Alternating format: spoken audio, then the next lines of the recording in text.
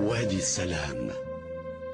وادی سلام دنیا کے قدیم ترین قبرستانوں میں سے ایک نہایت متبرک و مقدس قبرستان نجف اشرف میں امام علی علیہ السلام کے روضہ مبارک کے انتہائی قریب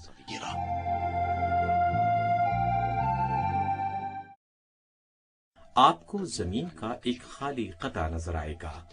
شروع میں آپ اسے زمین کا ایک خالی حصہ ہی سمجھیں گے.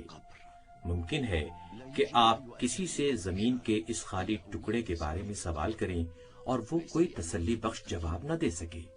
اس لیے نہیں کہ قبرستان کی اس خالی زمین کے حصے پر کوئی قبر نہیں ہے، یا پھر یہ کہ بہت قدیم قبروں میں سے ایک قبر پائی جاتی تھی کہ اب اس کے آثار تک مٹ چکے ہیں، کیونکہ اب یہاں پر کوئی ایسی علامت نہیں پائی جاتی کہ صاحب قبر کی شناخت ہو سکے. یہ سب کچھ جاننے کے بعد آپ کے ذہن میں یقیناً اس وقت بہت سے مزید سوالات جنم لے سکتے ہیں. جب آپ پر یہ انکشاف ہوگا کہ عراق کے ماضی کا صدامی نظام نہیں چاہتا تھا کہ صاحب قبر سے کوئی واقف ہو. بات یہیں پر ختم نہیں ہوتی، بلکہ جب آپ زمین کھودیں گے تو آپ کو قبر خالی ملے گی. قبر میں کسی جسد کا کوئی نشان تک نہیں ملے گا، جو ہر مسلمان کے لیے حیرت اور انتہائی افسوس کا مقام ہے. یہ افراد ہماری کیمرہ ٹیم کو جسد سے خالی اس صاحب قبر کے گھر تک لے جائیں گے اور یہیں سے ہماری تحقیق کا آغاز ہوتا ہے. ہم ایک نامعلوم جگہ ہیں، لیکن یہاں پر تو کسی گھر کا نام و نشان تک نہیں ہے. جبر و استبداد پر استوار اپنے دور حکومت میں صدام کی ظالم انتظامیہ نے اس گھر کے نشان تک بھی مٹا دیے، بلکہ ہر اس نشان کو مٹا دیا جو اس شخص کی پہچان کرانے میں ممد و معاون ثابت ہوتا ہو. گویا صدام کی حکومت اس شخص کو صفحہ ہستی اور تاریخ کے اوراق دونوں سے مٹا ڈالنا چاہتی تھی. یہ شخص کون ہے کہ جس نے صدامی حکومت کو مجبور کر دیا تھا کہ وہ اس شخص کے بے روح جسد کے نشانات کو بھی اپنے لیے خطرہ سمجھتی تھی؟ اہم ترین سوال یہ ہے کہ کیا وہ اس میں کامیاب؟ العلاقات في داخل كل أمة قد تكون غير قائمة على أساس حق. قد يكون الإنسان المستضعف فيها جديرا بأن يكون في أعلى الأمة. هذه الأمة تعاد فيها العلاقات إلى نصابها الحق. هذا هو الشيء الذي سماه القرآن الكريم بيوم التغابن. يحصل التغابن عن طريق اجتماع المجموعة، ثم كل إنسان كان مغبونا في موقعه في الأمة، في وجوده في الأمة، بقدر ما كان مغبونا في موقعه في الأمة يأخذ حقه يوم لا كلمة إلا للحق. وكأن الرجل يتكلم عن نفسه. یوں محسوس ہو رہا ہے کہ یہ عظیم المرتبت شخصیت خود اپنی داستان بیان کر رہے ہیں. 4 اپریل 1980 کو صدام حسین نے تحریک اسلامی عراق کے سربراہ اور بانی مرجع دین حضرت آیت اللہ العظمی سید محمد باقر الصدر کے پھانسی کے حکم نامے پر دستخط کر دیے.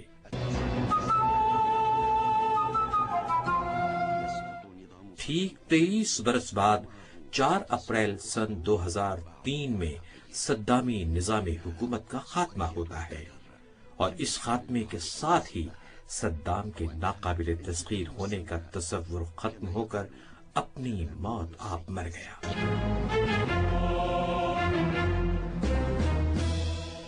4 اپریل 1980 کو وقت ہنس رہا تھا، یا کوئی آسمانی انتقام کی بازگشت فضا میں معلق ہو گئی تھی، جیسا کہ شہید صدر کے شاگردوں کا خیال ہے. صدامی حکومت نے کئی بار شہید صدر کے قبر کے نشان تک مٹائے، لیکن اہل نجف نے خفیہ طور پر شہید کے مبارک جسد خاکی کو قبر سے نکالا اور ایک خفیہ جگہ منتقل کر دیا۔ الصدر.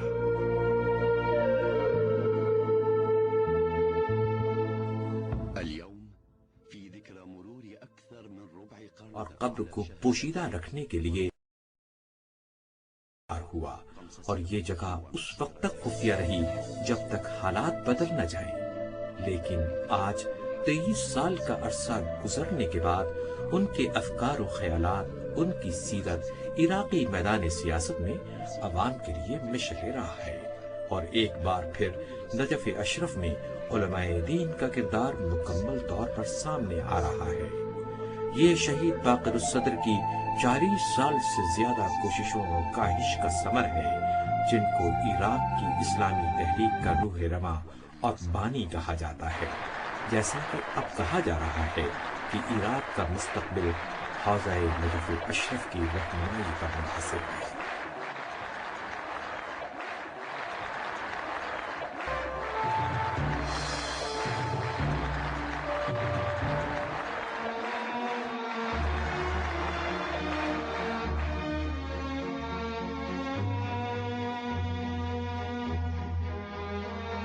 جبل عامل 13ویں صدی عیسوی میں اہل تشیع کے اہم ترین دینی مراکز میں سے ایک۔ یہاں عراق کے اسلامی تحریک کے بانی شہید صدر کے آباء و اجداد نے زندگی بسر کی۔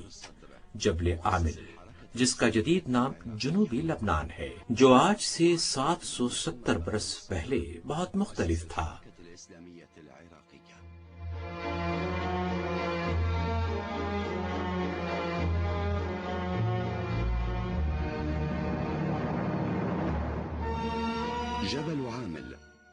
جبل عامل اس وقت شیعہ اثنائے عشری کی فقہی درسگاہوں میں سے ایک اہم ترین درسگاہ شمار ہوتی تھی۔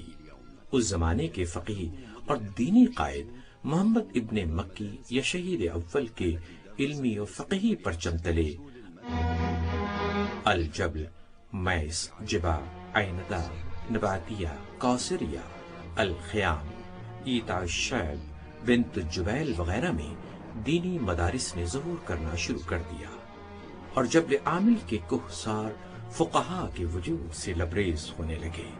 ان میں سب سے بڑا علمی خاندان سید شرف الدین کا خاندان سمجھا جاتا تھا، جنہوں نے اپنے فقہی افکار جنوبی لبنان کے قریہ قریہ تک پھیلا دیے تھے۔ ان تمام قریوں میں سب سے نمایاں حیثیت جبا اور شہور کو حاصل تھی۔ شہید اول کے حوزہ علمیہ نے انتہائی تیز رفتاری کے ساتھ علماء کی کثیر تعداد پیدا کی۔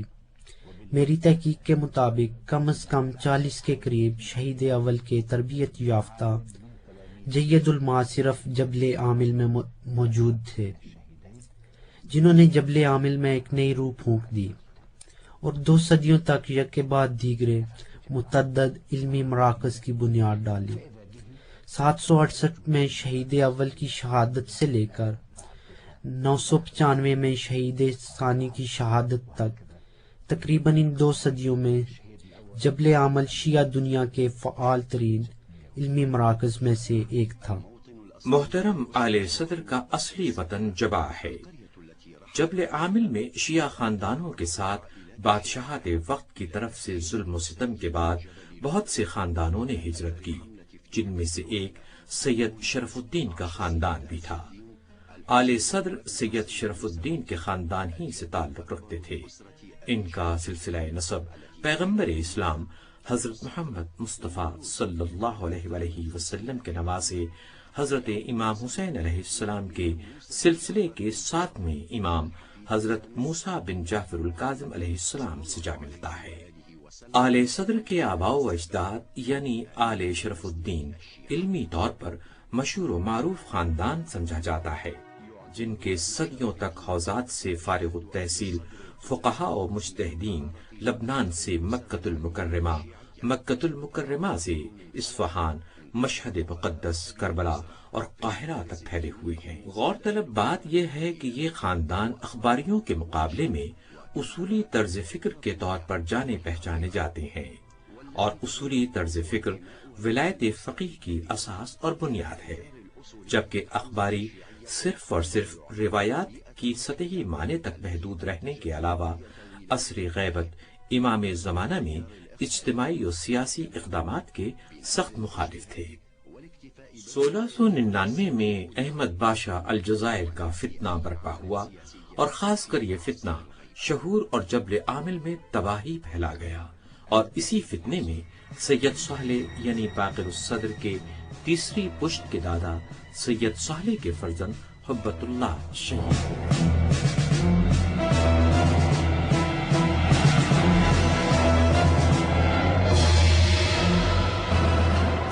سید صالح اپنے خاندان اور اپنے فرزند صدر الدین کے ساتھ یہ خاندان جبل عامل سے عراق بغداد میں آ کر آباد ہوا، اور اس وقت سے لے کر آج تک خاندان کبھی لبنان واپس نہیں لوٹا۔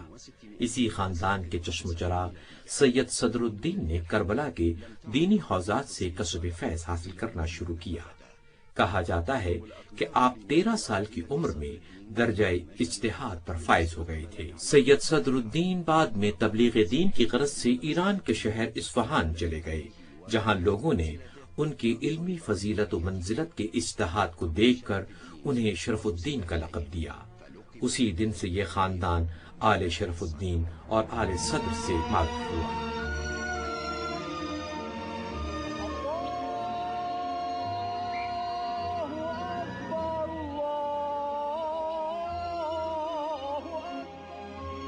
اصفہان میں باقر الصدر کے جد امجد سید اسماعیل کی سن 1842 میں ولادت ہوئی، جو بعد میں عراق چلے گئے اور کربلا میں مرجع تقلید کے طور پر سکونت پذیر ہوئے۔ سید اسماعیل نے برطانوی استعمار کے خلاف عوامی قیام یعنی ثورۃ العشرین کی قیادت۔ سن 1891 میں سید اسماعیل کے ہاں ایک فرزند کی ولادت ہوئی جس کا نام حیدر صدر الدین رکھا گیا۔ آگے چل کر حیدر کے ہاں ایک فرزند پیدا ہوا جس کا نام اسماعیل رکھا گیا، اور اس کے بعد حیدر کے ہاں 13 سال تک کوئی اولاد نہیں ہوئی۔ 13 سال کے طویل انتظار کے بعد 23 فروری سن 1935 بروز اتوار ان کے ہاں ایک فرزند ارجمند کی ولادت ہوئی جس کا نام سید محمد باقر الصدر رکھا گیا۔ 2 سال بعد ان کے ہاں ایک بیٹی کی ولادت ہوئی جس کا نام انہوں نے آمنہ رکھا، جو بعد میں بنت الہدا کے نام سے مشہور ہوئی۔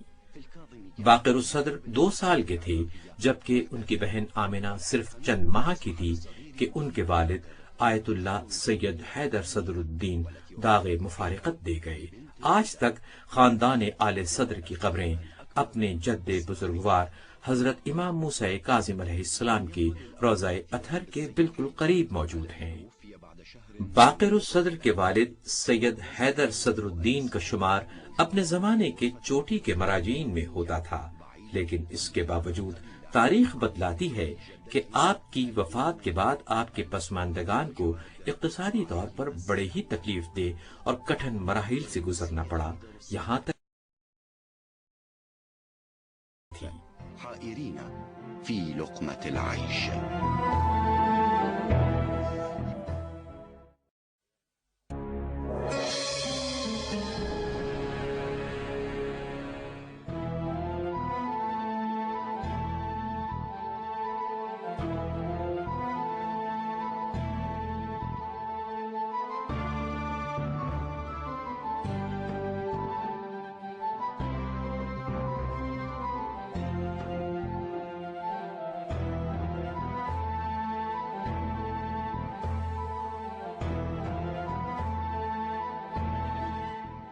کاظمیہ۔ اس شہر میں باقر الصدر نے اپنا بچپن ایک یتیم بچے کے طور پر گزارا۔ والد گرامی قدر کی وفات کے بعد آپ کے محترم چچا نے آپ کی پرورش کی ذمہ داری سنبھالی، جو باقر الصدر کے سب سے پہلے استاد بھی تھے، جن کے روبرو آپ نے ابتدائی تعلیم کے حصول کے لیے زانوِ تلمذ طے کیا۔ سن 1947 میں باقر الصدر 8 سال کے ہو چکے تھے جب آپ نے اس اسکول میں داخلہ لیا جس کی بنیاد علامہ سید مرتضی عسکری اور سید امین نے رکھی تھی۔ في ذلك العام. حزب الدعویٰ کا بیج اسی وقت بویا گیا تھا جس وقت جدید نظام تعلیم پر استوار اس مدرسہ کی بنیاد ڈالی گئی تھی، جس کے نصاب کو شیخ محمد رضا مظفر جیسے ایک باشعور اور اجتماعی و سیاسی فکر رکھنے والے انتہائی ذہین مرجع دین نے مرتب کیا تھا، اور شیخ رضا مظفر وہ تنہا شخص تھے جو براہ راست عوامی خطابات کیا کرتے تھے۔ مجھے یاد ہے کہ انہوں نے ایک دفعہ پرچہ امتحان میں یہ سوال لکھ دیا کہ اگر آپ مجتہد بنے تو کیا کریں گے؟ میں نے اس سوال کا جواب اپنی عمر اور شعور کے حساب سے لکھ دیا۔ انہوں نے بعد مجھ سے کہا کہ تمہیں چاہیے کہ اس طرح غور و فکر کرو کہ اگر میں مجتہد بنا تو پوری دنیا کے مسائل کے بارے میں سوچوں گا۔ باقر الصدر کے رفقا اور ہم جماعتوں کا کہنا ہے کہ وہ بچپن ہی سے حلقہ درس میں اپنی ذہانت اور قابلیت کی وجہ سے اساتذہ کی خصوصی توجہ کا مرکز رہے، یہاں تک کہ ان کے ساتھی ان کی غیر معمولی نشست و برخاست اور غور و فکر کے اسلوب کو نمونہ عمل کے طور پر اپنایا کرتے تھے۔ باقر الصدر کے بھائی سید اسماعیل میرے پاس آئے۔ ہم کسی حد تک آپس میں دوست بھی تھے۔ ہم نے باقر الصدر کو پہلی کلاس میں داخلہ دے دیا۔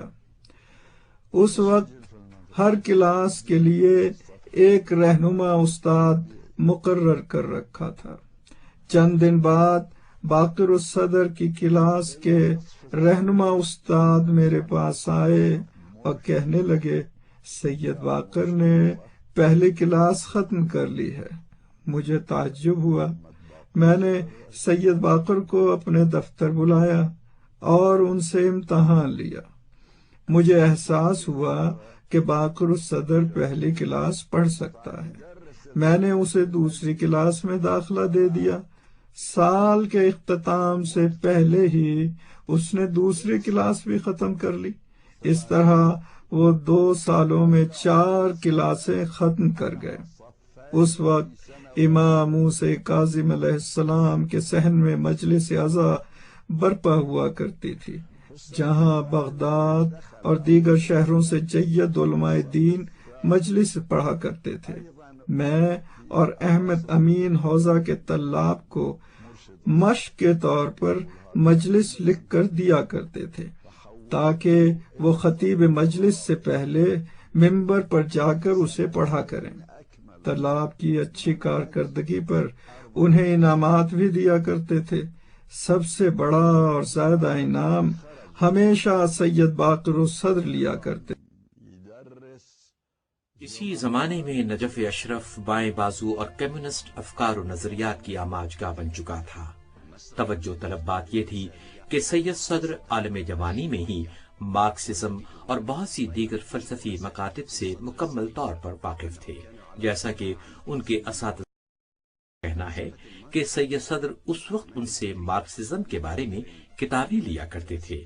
وہ کہتے ہیں کہ مجھے شک ہوا کہ کیا باقر الصدر ان کتابوں کو سمجھتا بھی ہے، سو میں نے ان سے ایک ایسا سوال کر ڈالا کہ میں سمجھ سکوں کہ حقیقت میں یہ کتابیں ان کی سمجھ میں آ بھی رہی ہیں یا نہیں، جس کے جواب میں سید باقر نے مارکسزم کے طول و عرض اور گہرائیوں کو اس انداز میں بیان کیا کہ بہت سے ایسے سوالات اور شبہات جو میری سمجھ میں نہیں آ رہے تھے، وہ نکات بھی میری سمجھ میں آ گئے۔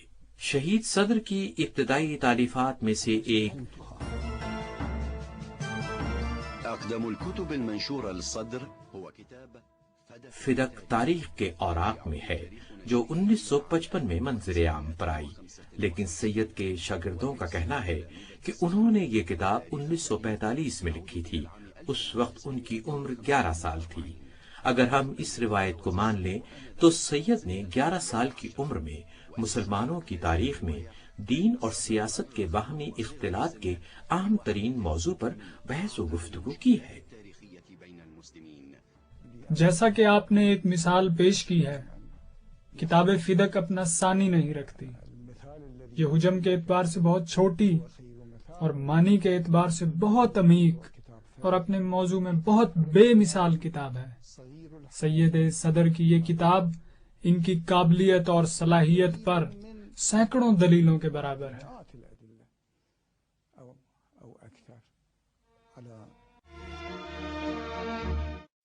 باقر الصدر نے بہت تیزی کے ساتھ اکیڈمک تعلیم سے فراغت پائی اور مرکز تشیع یعنی نجف اشرف کی دینی درسگاہ میں حصول علم کے لیے خود کو آمادہ کر لیا۔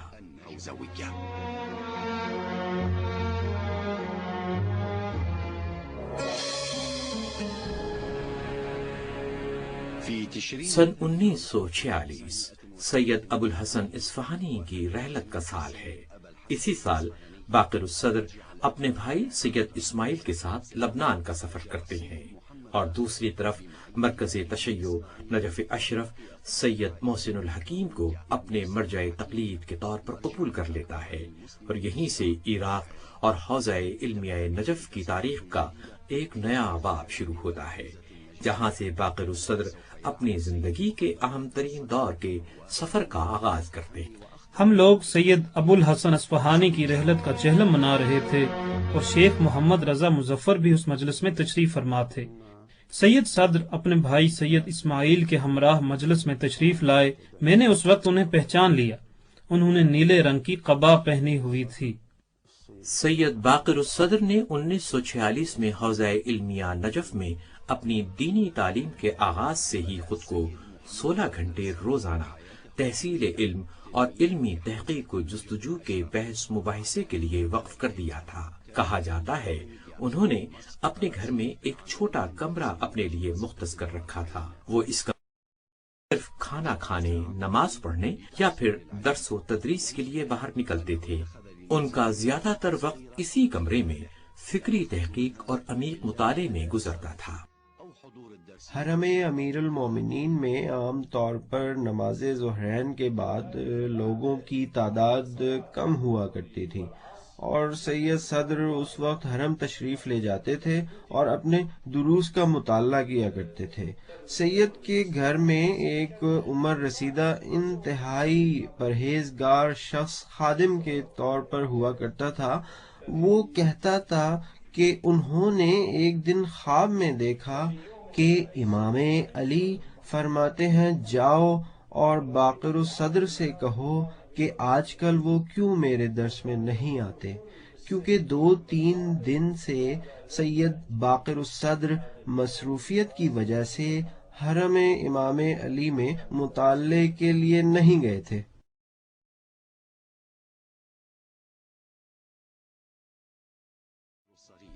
کم عمری کے باوجود باقر الصدر نے علمی مراحل کو حیرت انگیز تیزی کے ساتھ طے کیا اور میدان فقہ کے تمام اطراف پر اپنا سکہ جما لیا۔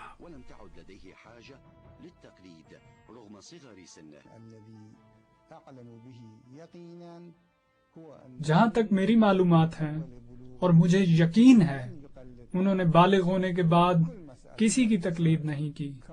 وہ ہر مسئلے پر یا تو خود اپنے فتوے پر عمل کیا کرتے تھے یا پھر احتیاط کیا کرتے تھے۔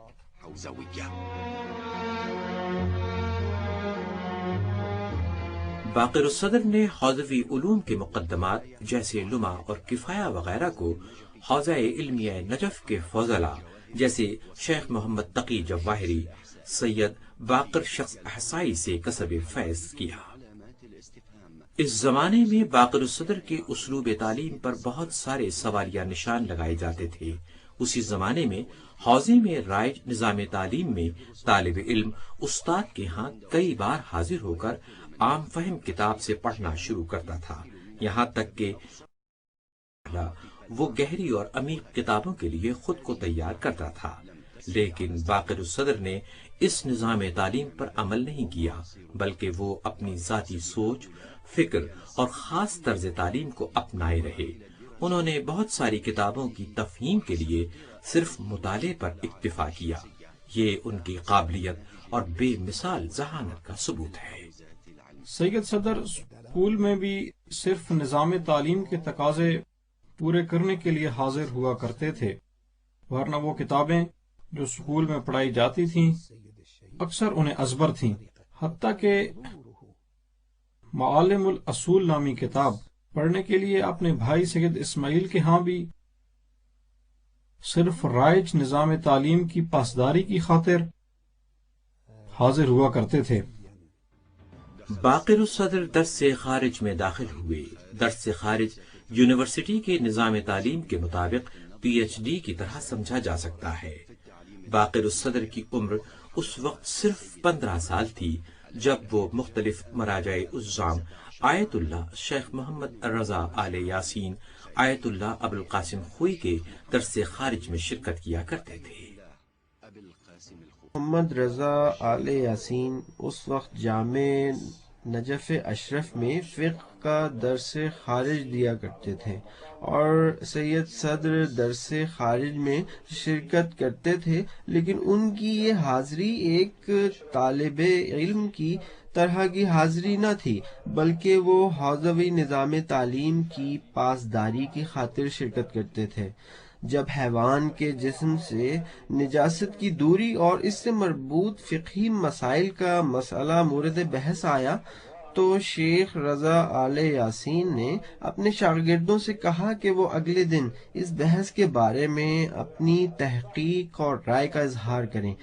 سب سے پہلے جس شخص نے اس مسئلے پر اپنی تحقیق کو پیش کیا وہ 15 سالہ سید محمد باقر الصدر تھا۔ شیخ محمد رضا انتہائی تعجب سے پوچھنے لگے، یہ کس نے تحریر کیا ہے؟ سید نے جواب دیا، اس بندہ ناچیز نے۔ شیخ فرمانے لگے، تم نے لکھا ہے؟ شیخ رضا نے اپنے درس خارج میں اعلان کیا کہ سید باقر نے کچھ جدید مسائل پیش کیے ہیں جو ہماری فقہی کتابوں میں نہیں پائے جاتے۔ باقر الصدر رات کے وقت اپنی ہمسائیگی میں موجود اپنے کے گھر تشریف لے جاتے تھے، جہاں وہ اپنی تحقیق کے بعض پہلوؤں پر گفت و شنید کیا کرتے تھے، یہاں تک کہ بعض اوقات یہ علمی بحث و تحمیس کی محفل رات گئے تک جاری رہتی تھی۔ اکثر اوقات شہید صدر اپنے استاد کے گھر سے آدھی رات کو نکلتے تھے تو ان کے ہاتھ میں اپنے استاد کی بحث کی ایک یادداشت ہوا کرتی تھی۔ باقر الصدر کے شاگردوں کا کہنا ہے کہ سید ابوالقاسم خوئی طلبہ کو اکثر اوقات مختلف اشکالات کے جواب کے لیے باقر الصدر کے پاس بھیج دیا کرتے تھے۔ باقر الصدر کے شاگرد اور ایران کے موجودہ چیف جسٹس آیت اللہ محمود ہاشمی کا کہنا ہے کہ آیت اللہ خوئی نے شہید باقر الصدر کو منہاج الصالحین نامی فقہی کتاب کو مرتب کرنے کی ہدایت کی تھی، اور اکثر اوقات آیت اللہ خوئی شہید صدر سے بحث کے بعد اپنے فتووں میں تبدیلی کیا کرتے تھے، یہاں تک کہ امور حج سے مربوط کئی مسائل شرعی میں شہید صدر اور آیت اللہ خوئی کے درمیان باہمی تبادلے رائے کے بعد تبدیلی کی گئی۔ سن 1956 یعنی باقر الصدر کے نجف اشرف میں دینی علوم کی تحصیل کو 10 سال کا عرصہ گزرا کہ باقر الصدر نے اپنے استاد معظم آیت اللہ خوئی کی طرف سے اجتہاد کی تحریری سند پائی، جبکہ اس وقت ان کی عمر شریف صرف 21 سال تھی۔ میں نے آیت اللہ ابوالقاسم خوئی کو یہ کہتے ہوئے سنا کہ سید باقر الصدر مجتہد ہیں، لیکن سید صدر کو کم عمری کی وجہ سے اجتہاد کی سند نہیں دی گئی۔ چنانچہ ان جملوں کے سننے کے بعد سید صدر نے مجھ سے کہا کہ آیت اللہ خوئی سے اجتہاد کی اجازت لے دیں۔ ایک دن علماء کی ایک بہت بڑی محفل تھی کہ میں نے آیت اللہ خوئی سے پوچھا، کیا باقر الصدر مجتہد ہیں؟ انہوں نے جواب دیا، جی ہاں وہ مجتہد ہیں۔ میں نے کہا تو پھر اجتہاد کا اجازت نامہ دے دیجئے۔ اس پر انہوں نے اجازت نامہ تحریر کر دیا۔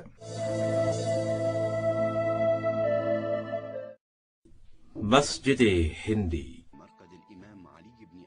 امام علی علیہ السلام کے حرم کے بالکل قریب قبلہ بازار کے پاس واقع ہے۔ اس مسجد سے نوجوان مجتہد باقر الصدر نے اجتہاد کی سند پانے کے بعد درس و تدریس کا باقاعدہ آغاز کیا، جس نے آگے جا کر عراقی تاریخ کے اہم ترین ابواب کو رقم کرنا تھا۔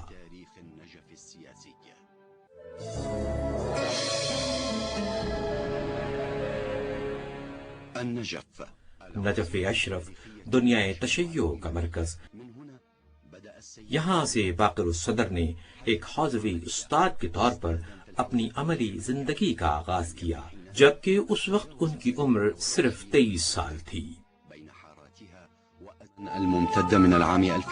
عراق میں 1920 میں مختلف مراجع دین شیخ ابو الحسن اصفہانی مرزا نائینی، شیخ محمد خالصی کی قیادت میں دینی تحریک کے ذریعے اس وقت کے استعمار برطانیہ کو عراق کی سرزمین سے نکال باہر کیا اور ملک کی باغ ڈور ملک فیصل کے حوالے کر دی۔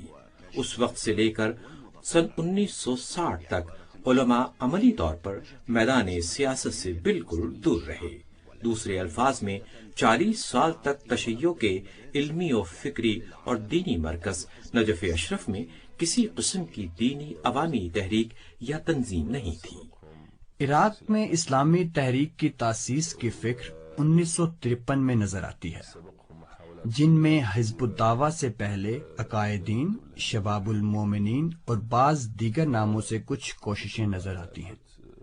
سن 1958 میں عراق میں بادشاہت کے سقوط کا ایک بڑا سیاسی زلزلہ رونما ہوا، جس کے جھٹکے حوزہ میاں نجف نے بھی محسوس کیے اور عراق 2 اہم سیاسی گروہوں میں تقسیم ہو گیا۔ ایک وہ گروہ تھا جسے جنرل عبد الکریم قاسم چلا رہا تھا، جس کے ساتھ ہی عراقی نیشنل ڈیموکریٹک پارٹی اور کمیونسٹ پارٹی سے تعلق رکھتے تھے، جبکہ دوسرا گروہ جنرل عبدالسلام عارف کا تھا، جن کے ساتھ پین عربزم اور باس پارٹی کے لوگ تھے۔ پورا ملک ان 2 گروہوں کی باہمی چپکلش اور سیاسی رساکشی کی لپیٹ میں تھا۔ ایسی صورت میں بعض علماء دین جو کہ حوزوی درجہ بندی کے اعتبار سے دوسرے درجے پر فائز تھے، انہوں نے ایک دینی تحریک کا تصور پیش کیا۔ حزب الدعوہ تاریخ تشیع کی سیاسی تحریکوں میں سب سے زیادہ بحث و جدل میں رہنے والی اسلامی تحریک، جس کی ان حالات میں تاسیس کے بارے میں بہت سارے سوالات اٹھائے گئے۔ اس تحریک کے وجود میں آنے والے عوامل اور اس کی تاریخ کے بارے میں بہت کچھ کہا گیا۔ جو چیز یقینی طور پر کہی جا سکتی ہے وہ یہ ہے کہ عراق میں بڑھتے ہوئے کمیونسٹ نظریات نے علماء دین کو اس تحریک کی طرف مائل کر دیا۔ عراق میں پھیلائے جانے والے کمیونسٹ افکار و نظریات دیگر عرب ممالک سے بہت مختلف تھے۔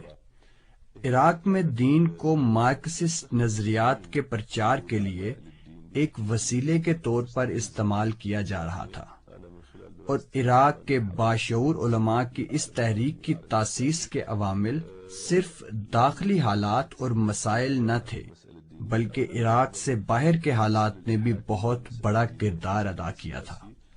قاہرہ، اخوان المسلمین کے لیڈر حسن بنا اور شہید قطب کی جائے پیدائش۔ اخوان المسلمین کی تحریک کے تجربات نے عراقی شیعوں کو اجتماعی حرکت ایجاد کرنے میں مددگار عامل کا کردار ادا کیا، اس فرق کے ساتھ کہ عراق کی اسلامی تحریک نے اخوان المسلمین کی صرف عملی روش کو اپنایا۔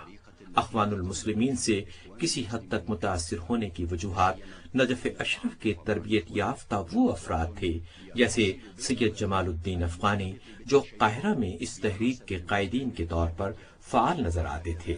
یہی وجہ ہے کہ سید قطب اور حسن بنا کی کتابیں نجف اشرف کے علماء کی نئی نسل کی توجہ اپنی طرف کھینچنے میں کامیاب رہیں۔ ہمارے خیال میں یہاں عربوں کا یہ مشہور قول کسی حد تک سچائی سے قریب نظر آتا ہے کہ قاہرہ لکھتا ہے، بیروت چھاپتا ہے اور عراق مطالعہ کرتا ہے۔ ایک طرف عراق میں بڑھتی ہوئی کمیونسٹ تحریک اور دوسری طرف قاہرہ میں اخوان المسلمین کی تحریک، 2 ایسے عوامل یکجا ہوئے جس نے علماء نجف کی تحریک میں مزید تیزی پیدا کر دی۔ البتہ بعض افراد نے عراق کے ہمسائے ایران میں بادشاہتوں کے مختلف ادوار اور حوزات علمیہ کے کردار کو بھی عراقی سیاست کے مددگار عامل کے طور پر تصور کیا ہے۔ حزب الدعوہ کی ابتدائی فکر آیت اللہ محسن الحکیم کے فرزند سید مہدی حکیم کی طرف سے باقر الصدر کی خدمت میں پیش ہوئی۔ جسے باقر الصدر نے فوراً قبول کیا، کیونکہ سید باقر الصدر بھی ایک ایسی اسلامی جماعت کی تشکیل کی فکر میں تھے جو چند سالوں میں ہی عراق میں اسلامی حکومت تشکیل دے، اور یوں 1200 سال کے بعد تاریخ مرجعیت میں ایک بڑی انقلابی تبدیلی رونما ہونے جا رہی تھی۔ اور سید باقر الصدر ہی وہ پہلے فقیہ ہیں جنہوں نے عراق میں اسلامی انقلاب کے بارے میں بھرپور سنجیدگی کے ساتھ کوششیں شروع کر دی تھیں، اور جبکہ دوسرے فقیہ جو بالکل ان سے ملتی جلتی فکر رکھنے والے تھے، ان کے روح رواں حضرت امام روح اللہ الموسوی خمینی تھے۔ دوسرے دن صبح کے وقت سید مہدی حکیم میرے پاس آئے، جن کے ہاتھوں میں شہید باقر الصدر کی طرف سے ایک تحریر تھی جس میں لکھا تھا، سید مہدی میری طرف سے آپ کے لیے ایک پیغام لائے ہیں، اور وہ پیغام یہ تھا کہ ہمیں حکومت اسلامی کی تشکیل دینے کی ضرورت ہے۔ اسلامی تحریک کی تشکیل کے لیے پہلا جلسہ نجف اشرف میں باقر الصدر کے گھر پر منعقد ہوا، اور آہستہ آہستہ یہ جلسے اور اس کے شرکاء کی تعداد میں اضافہ ہوتا چلا گیا۔ ہم 3 شروع میں آپس میں سوچ وچار کیا کرتے تھے، لیکن بہت جلد ہی جوانوں کی ایک بڑی تعداد ہمارے ساتھ آ ملی۔ باقر الصدر نے عراق میں اسلامی حکومت کی کوششوں کو کامیابی کی منزلوں سے ہمکنار کرنے والی تنظیم کا 13 نکات منشور تحریر کیا تھا۔ یہ نکات بعد میں اسلامی حکومت کے بنیادی اصول کے نام سے مشہور ہوئے۔ اس کے بعد ایک اور مسئلے پر بحث و گفتگو اور سوالیہ نشان اٹھے کہ آیا حکومت اسلامی کی ماہیت شورا یعنی وَأَمْرَهُمْ شُورَى بَيْنَهُمْ ہوگی یا پھر ولایت فقیہ مطلقہ۔ شہید صدر شروع میں شورائی نظام کے قائل تھے اور بعد میں ولایت فقیہ کا نظریہ انہوں نے اپنایا، یا یہ کہ اسلامی حکومت کے ابتدائی خد و خال شورائی ہوں گے جسے وقت کے ساتھ ساتھ ولایت فقیہ کے نظام میں تبدیل کر دیا جائے گا، یا سید صدر کا نظریہ شروع ہی سے ولایت فقیہ کا تھا۔ یہ وہ سوالات ہیں جن پر مورخین کا اختلاف ہے، اور یہ اختلاف یہاں تک اٹھا کہ بعض لوگوں نے شہید صدر کے شورائی نظریے کو اخوان المسلمین کے نظریہ حکومت وقت سے ماخوذ شدہ جانا، نہ کہ شہید صدر کی اپنی فقہی تحقیق اور استنباط۔ لیکن ان تمام باتوں سے قطع نظر عراق کی اسلامی تحریک شروع ہی سے مکتب تشیع کی فقہی نظریات پر مبنی بنیادوں پر تشکیل پائی تھی۔ شہید صدر نے شروع میں ڈکٹیٹرشپ کے خوف سے شورا کا نظریہ پیش کیا تھا، لیکن بعد میں انہوں نے فرمایا کہ حاکم شرع مجلس فقہا کی آراء میں سے حکومتی ضرورتوں کو پیش نظر رکھ کر مناسب رائے کو اختیار کرے گا۔ شہید صدر حکومت کے بارے میں شورا کے قائل تھے، ان کا خیال ہے کہ یہ شورا شہید کی نظر میں ایک فقیہ کے تحت نظری کام کر سکتی تھی، اور یہی وہ مقام ہے جہاں پر شہید کے شاگرد کہتے ہیں ہی سے ولایت فقیہ کی طرز حکومت کے قائل تھے۔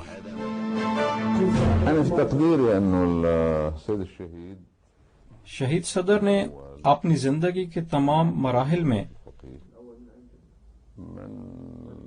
ولایت فقیہ کو نظام حکومت اسلامی میں شورا پر فوقیت دی ہے۔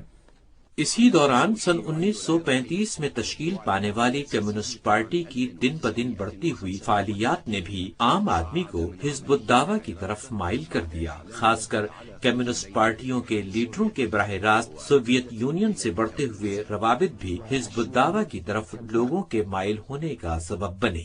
کمیونسٹوں نے اس وقت دین کے ساتھ کھلی جنگ چھیڑ رکھی تھی۔ کتابیں انتہائی کم قیمت پر نجف اشرف میں فروخت کی جا رہی تھی۔ ڈیالوٹک میٹریلزم نظریات پر مشتمل کتابیں خالد بغداش نامی کمیونسٹ مفت بانٹتا پھر رہا تھا۔ ان کتابوں میں دین کے خلاف باتیں ہوتی تھی اور دین کو قوموں کو افیون کے طور پر پیش کیا گیا تھا۔ پہلی بار نجف کی مساجد میں روزہ امام علی علیہ السلام کا مذاق اڑایا جا رہا تھا افسوسناک پہلو یہ ہے کہ بہت سے خطیب اور ذاکر بھی منبر حسینی پر کمیونزم کو دنیا کے تمام نظاموں سے بہتر نظام کے طور پر پہچانواتے تھے۔ سید باقر الصدر نے ایک بار پھر خود کو سیاسی بحث و جدل کے بعد فکری بحث و جدل کے محاذ پر پایا۔ فلسفاتنا اقتصادنا سید باقر الصدر کی مشہور ترین کتابوں میں سے 2 کتابیں عراق کی فکری میدان میں نمایاں ہو گئیں۔ ان 2 کتابوں کے ساتھ ہی عراق کی اسلامی تحریک نے تمام اطراف سے اپنی متحرک فعالیت کا آغاز کیا، اور ان فعالیات کی سرپرستی حوزہ علمیہ اور حوزے کی سرپرست شخصیت دنیا شیعت کے مرجع تقلید آیت اللہ سید محسن الحکیم کر رہے تھے۔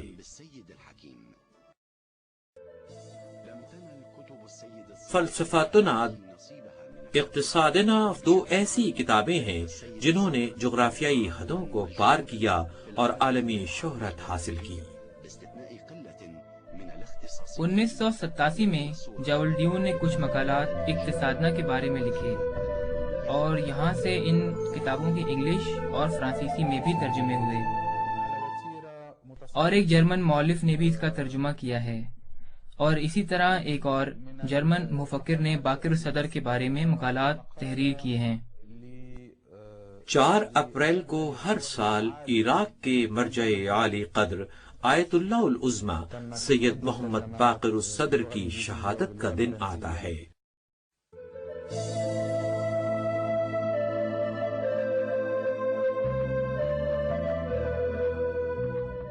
اور یہ دن عراق اور عراق سے باہر لاکھوں انسانوں کو غم و اندوہ کے سمندر میں غوطہ زن کر دیتا ہے۔ دنیا بھر میں کروڑوں انقلابی افراد کے لیے انہوں نے فکر و عمل کے جو رہنما خطوط کھینچے تھے، اب وہ ایک طاقتور عامل کے طور پر کار فرما نظر آتے ہیں۔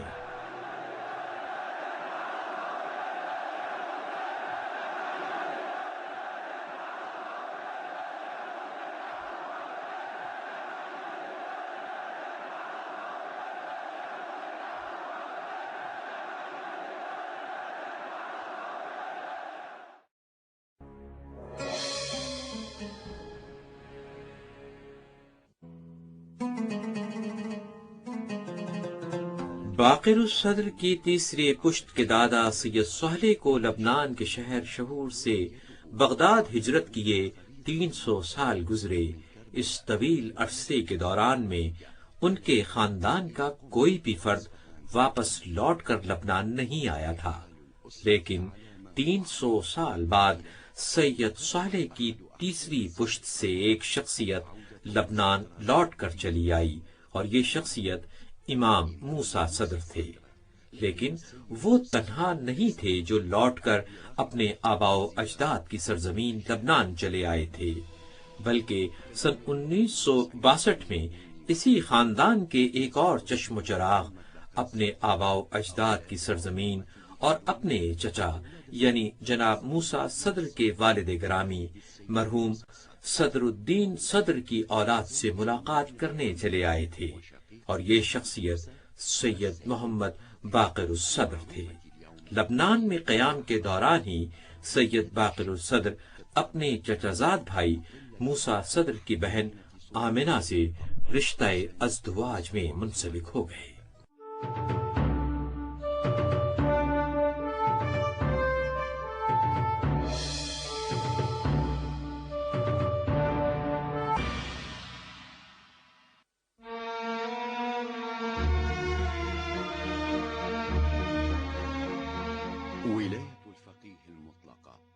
ولایت فقیہ مطلقہ حوزات علمیہ میں پروان چڑھنے والا امور سیاست کا وہ بیج جس نے صدیوں میں اپنی سیر طے کی اور شیعہ مسلمانوں کے سیاسی نظریے کی تقویت کا سبب بنا۔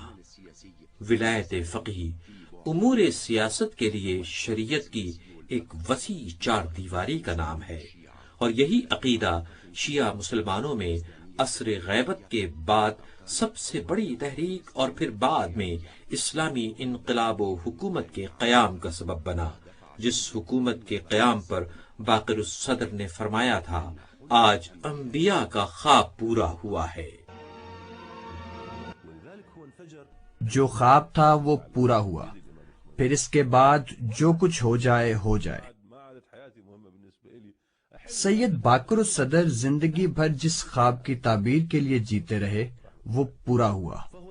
ایک اسلامی حکومت امام خمینی کے ہاتھوں وجود میں آئی۔ اس طرح کے خواب کم ہی تاریخ بشر میں تعبیر پاتے نظر آتے ہیں۔ آپ ملاحظہ کریں کہ کتنی فکری تواضع کا مظاہرہ سید صدر امام خمینی سے مخاطب ہو کر فرماتے ہیں، آپ ایران کے کسی بھی دیہات میں چاہیں تو مجھے ایک وکیل کے طور پر خدمت کا موقع دیں، میں حاضر ہوں۔ کیا ہماری پوری تاریخ میں اس قدر کسر نفسی، تواضع اور انکساری کا مظاہرہ کسی قیادت نے کیا ہے، خواہ قیادت مرجعیت میں سے ہو یا غیر مرجعیت میں سے ہو؟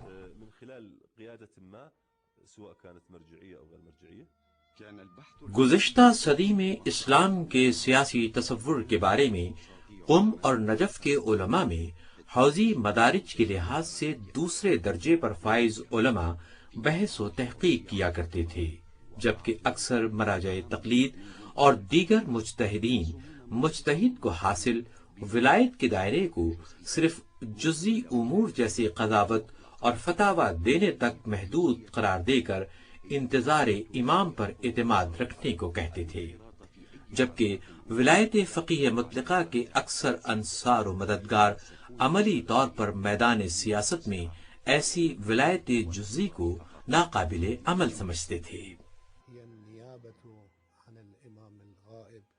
اہل تشیع میں مرجعیت کا تصور امام زمانہ کی غیبت میں آپ کی نیابت کے طور پر پایا جاتا ہے، اور ظاہری بات ہے کہ فقہا اس نیابت کی حدود کے بارے میں اختلاف رکھتے ہیں۔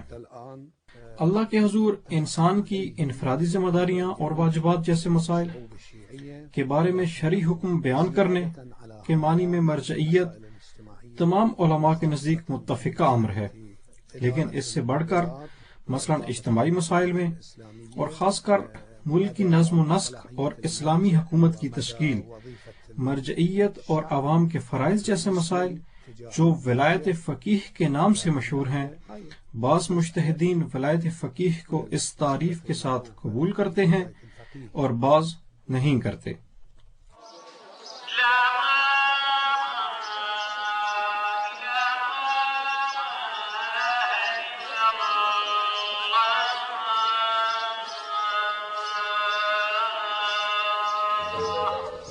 یہاں نجف اشرف سے باقر الصدر نے اپنے فقہی احتجاج کا آغاز کیا۔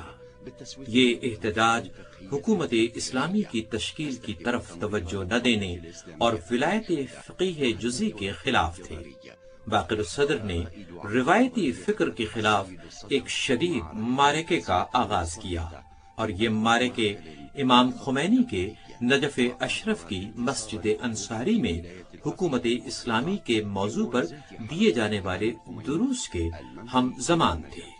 میری تحقیق کے مطابق تمام مجتہدین ولایت فقیہ کا نظریہ رکھتے ہیں۔ سید خوئی بھی ولایت فقیہ کا نظریہ رکھتے تھے۔ مجتہد ایسا نہیں جو ولایت فقیہ پر اعتقاد نہ رکھتا ہو۔ فقہا کے نزدیک ولایت فقیہ کی ادنا ترین حد اسلامی حکم کے نفاذ کی سرپرستی ہے، اور اس کی اعلیٰ ترین حد ولایت فقیہ مطلقہ ہے، جو ولایت معصومین کا تسلسل ہے، جس کی واضح دلیل یہ ہے کہ آپ کسی بھی مجتہد سے پوچھ لیں، جناب علی آپ مجتہد کو منصب قضاوت پر حق کے ولایت دینے کا نظریہ رکھتے ہیں؟ اس کا جواب مثبت ہوگا۔ اور دوسرا سوال، امر بالمعروف اور نہی عن المنکر واجب ہے یا نہیں؟ جواب دیں گے واجب ہے۔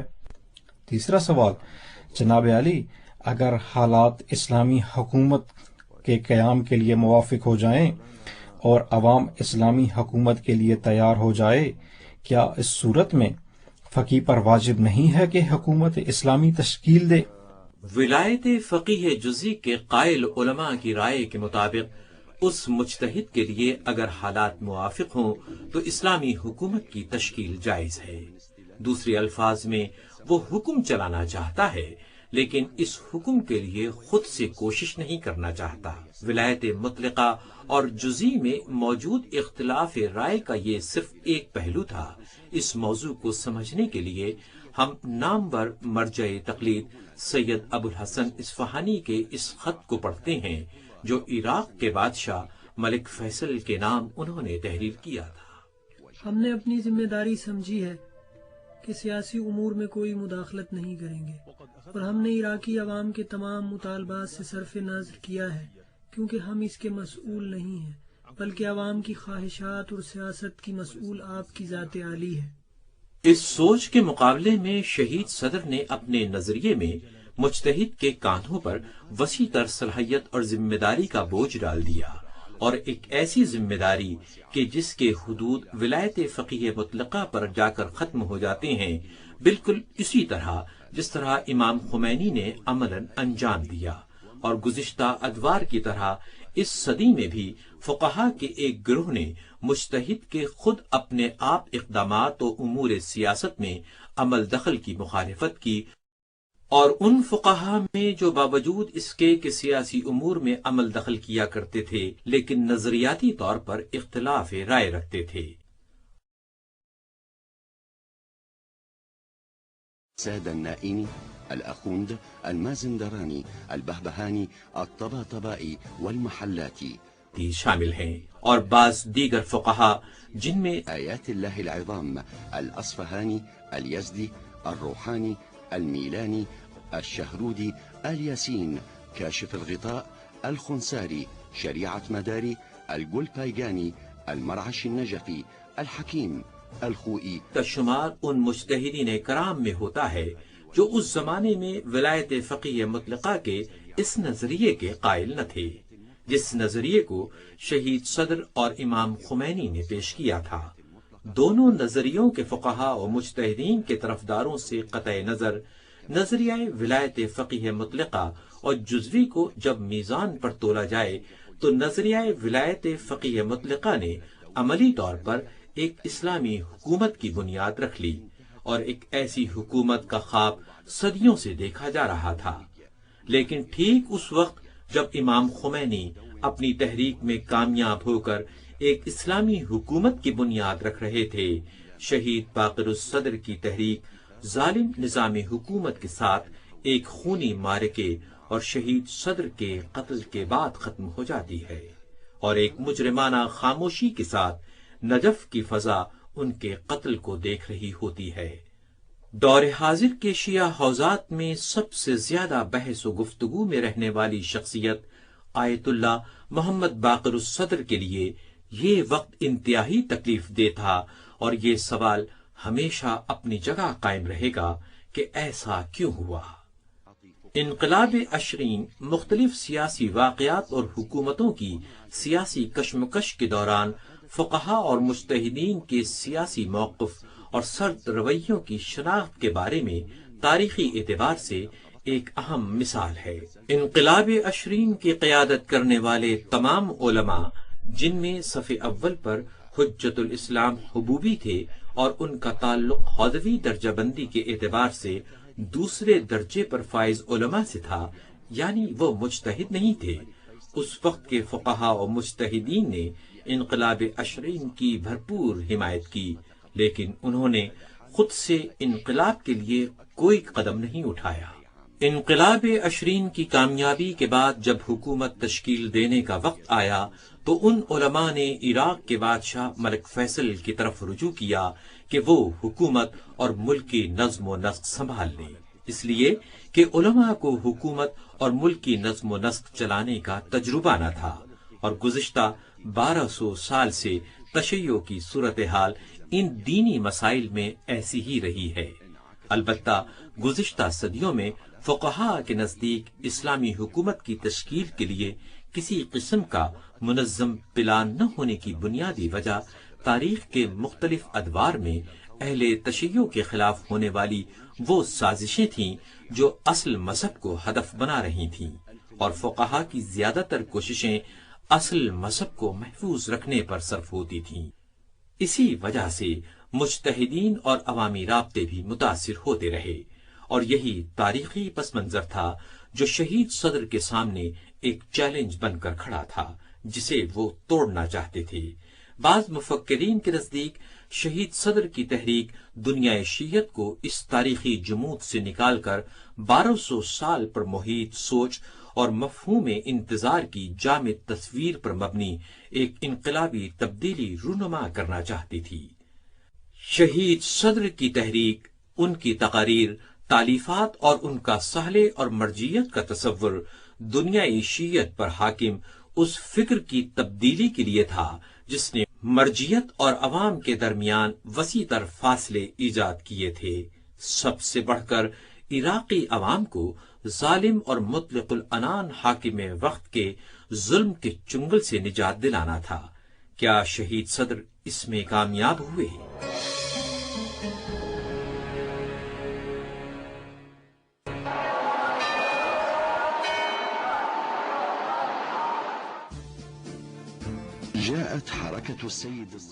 نجف اشرف نے گزشتہ صدی کے نصف میں علماء کے ایک گروہ کے اجتماعات کو ملاحظہ کیا جو ایک تنظیم کی شکل میں سرگرم تھا، اور اس تنظیم کا نام جمعیت علماء رکھا گیا تھا۔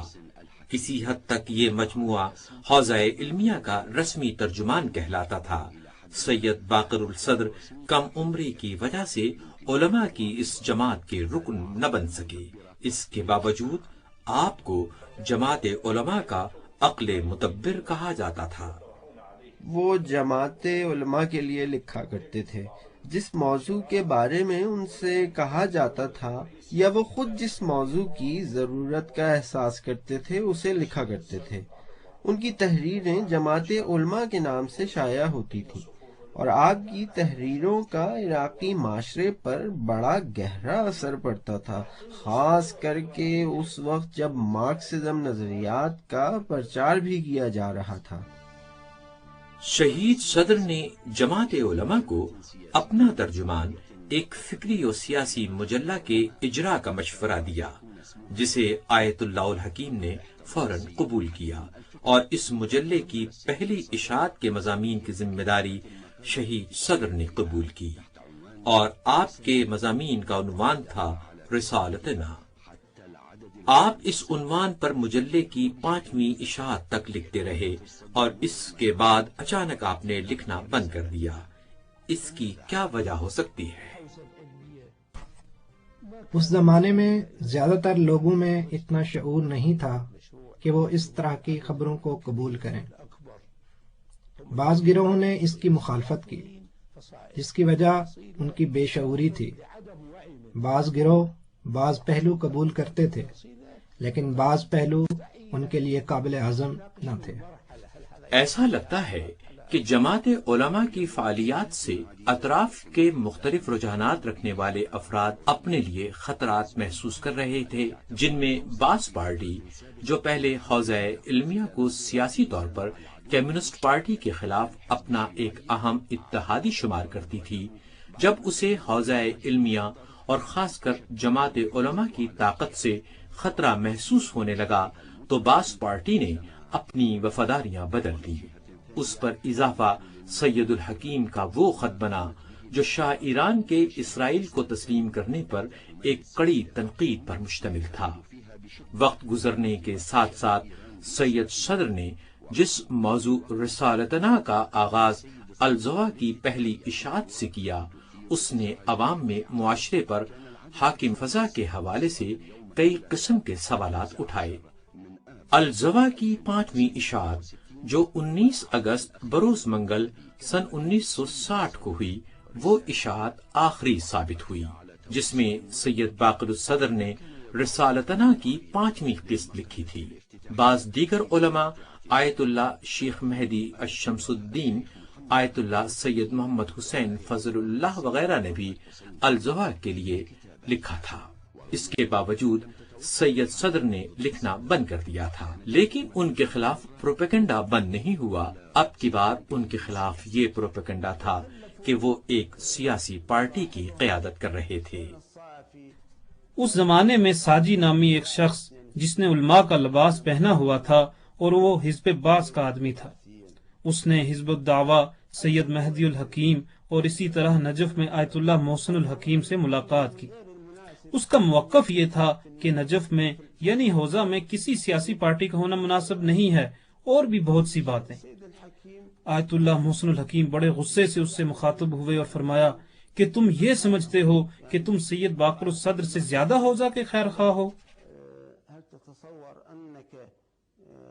حوزہ علمیہ نجف اور میدان سیاست میں فعال افراد کا متفقہ فیصلہ تھا کہ اندرونی اور بین الاقوامی حالات کو پیش نظر رکھتے ہوئے سید صدر کو اپنی سیاسی سرگرمیوں کو کسی حد تک کم کرنا چاہیے، اور اسی طرح حزب الدعوہ کو بھی حالات کی نزاکت کا خیال رکھنا چاہیے، کیونکہ حوزہ علمیہ نجف پر حاکم فضا اس وقت کسی سیاسی پارٹی کے وجود کو قبول کرنے کے لیے تیار نہیں تھی۔ یہی وجہ ہے کہ سید صدر پر حوزہ کے تمام اطراف سے شدید تنقید ہونے لگی، یہاں تک کہ آیت اللہ محسن الحکیم پر اتنا دباؤ پڑا کہ انہیں مجبوراً باقر الصدر سے کہنا پڑا کہ وہ حزب الدعوہ سے الگ ہو جائیں۔ دوسری طرف حزب الدعوہ کے اراکین کا یہ کہنا تھا کہ سید صدر کے حزب الدعوہ سے الگ ہونے کی ایک وجہ ان کی علمی تحقیقاتی میدان کے لیے خود کو مکمل طور پر آزاد کرنا تھا۔ اس بات کو مد نظر رکھتے ہوئے ان کی علمی قابلیت کے پیش نظر اکثر افراد ان کو آئندہ مقام مرجعیت عراق دیکھنا چاہتے تھے، اور یہ مناسب نہ تھا کہ مرجع تقلید کسی ایک سیاسی پارٹی سے وابستہ ہو، کیونکہ مجتہد کا تعلق معاشرے کے تمام افراد سے ہوتا ہے۔ میں اس وقت ایران گیا، جب واپس آیا ہوں تو دیکھا کہ میرے لیے ایک سید صدر کی جانب سے خط تحریر شدہ ہے۔ اس پر لکھا تھا کہ میں چاہتا ہوں کہ ایک ایسا فتویٰ دوں جس پر پوری عراقی قوم حزب الدعوہ میں شرکت کرے۔ سید صدر حزب الدعوہ سے نکل گئے، لیکن میں اور محمد عبداللہ ہادی سبیتی اور عبد صاحب دخیل حزب الدعوہ کی قیادت کے طور پر موجود رہے، اور اس طرح بعض لوگ کربلا میں تھے۔ میں نے رات اپنے اس موقف پر سوچتے گزار دی، اور اس موقف کو اختیار کرنے میں مجھے فخر ہے کہ آیت اللہ محسن الحکیم نے مجھ سے حزب الدعوہ چھوڑنے کا کہا، اور میں سمجھ سکتا ہوں یہ رائے ان کی اپنی رائے نہیں بلکہ شدید دباؤ کی وجہ سے۔ بس میں نے اس وقت سے اپنی تمام تر سرگرمیاں روک دی ہیں، اور آپ سے گزارش ہے کہ ہمہ جہت کوششوں کے ساتھ اپنی سرگرمیوں کو جاری و ساری رکھیں، اور میں آپ کی اس مبارک کوشش کی بھرپور حمایت کروں گا۔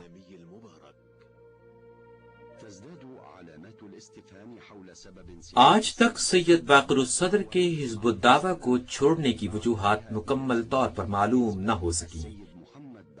کیا انہوں نے آیت اللہ سید محسن الحکیم کے احترام کی خاطر کہ انہوں نے انہیں حزب الدعوہ چھوڑنے کو کہا تھا، یا پھر کوئی اور سبب تھا جو ابھی تک راز میں ہے؟ بہت سے افراد شہید باقر الصدر کے حزب الدعوہ کو چھوڑنے کے لفظ پر اعتراض کرتے ہیں، پس کیا ان کا حزب الدعوہ سے نکلنا حزب الدعوہ کو ہمیشہ کے لیے چھوڑ دینا تھا، یا پھر یہ صرف ایک حکمت عملی تھی؟ اگر یہ ایک حکمت عملی تھی تو پھر شہید صدر کس حد تک حزب الدعوہ سے وابستہ تھے، اور حزب الدعوہ کی مجلس قیادت سے ان کے روابط کیسے تھے؟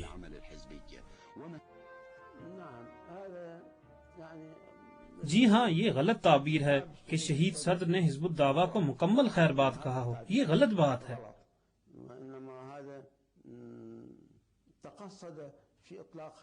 جیسا کہ بعض لوگوں کا کہنا ہے، شہید صدر حزب الدعوہ میں شامل رہے جب سے اس کی بنیاد رکھی گئی تھی، تب سے لے کر شہادت تک انہوں نے صرف حزب الدعوہ،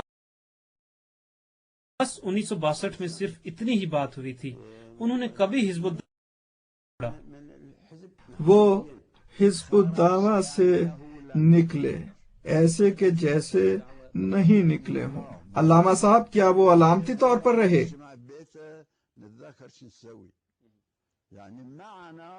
نہیں، وہ علامتی طور پر نہیں، بلکہ وہ ہمارے ساتھ تھے، لیکن عہدہ نہیں لیتے تھے، لیکن وہ ہمارے ساتھ تھے۔ شہید صدر حزب الدعوہ کی قیادت سے نکل گئے، لیکن وہ حزب الدعوہ کی قیادتی کمیٹی سے بھرپور رابطے میں رہے۔ یہاں پر اسلامی تحریک عراق کے سامنے کچھ اور اشکالات پیش آئے، اور پوری تاریخ میں اشکالات کا یہ سلسلہ کبھی ختم نہیں ہوا۔ وہ اشکالات شہید صدر اور حزب الدعوہ کے رابطوں کے حوالے سے تھے۔ اصل میں بحث و جدل حزب الدعوہ کے ڈھانچے اور اس سے مربوط ذمہ دار افراد پر تھی۔ شہید صدر حزب الدعوہ کے فکری و عقلی محور و مرکز تھے، لیکن کیونکہ وہ عمر کے اعتبار سے کافی چھوٹے تھے اور جوان تھے، جس کی وجہ سے بعض دیگر افراد ہو سکتا ہے کہ فکری طور پر شہید صدر سے مختلف انداز میں سوچا کرتے تھے۔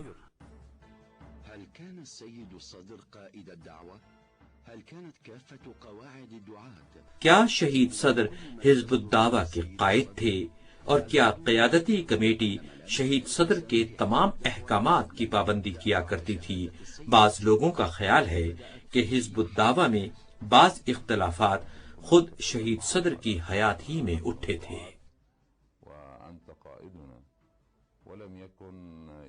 میں ہمیشہ شہید صدر کے ساتھ قائد کا سا برتاؤ کرتا تھا، کیونکہ وہی حزب الدعوہ کے مؤسس اور محور و مرکز تھے۔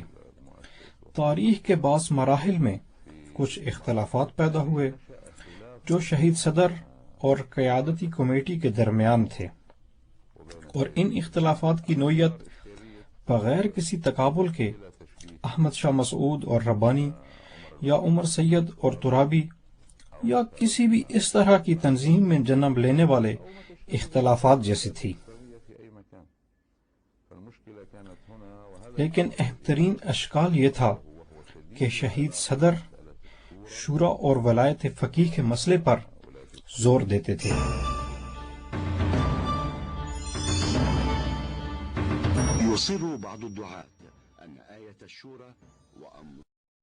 بعض افراد کا خیال ہے کہ شہید صدر شورا کو سیاسی مفاہمت اور حکومت اسلامی کی تشکیل تک کے لیے ایک بہترین وسیلہ سمجھتے تھے، لیکن ان کا خیال تھا کہ تنظیمی امور کو کسی مجتہد کی سرپرستی میں ہونا چاہیے۔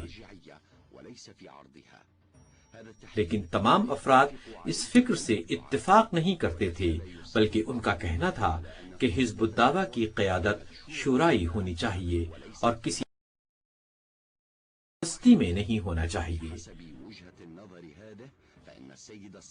بس اس رائے کے مطابق شہید صدر حزب الدعوہ کی قیادتی کمیٹی کے ایک رکن تھے، نہ کہ قائد تھے۔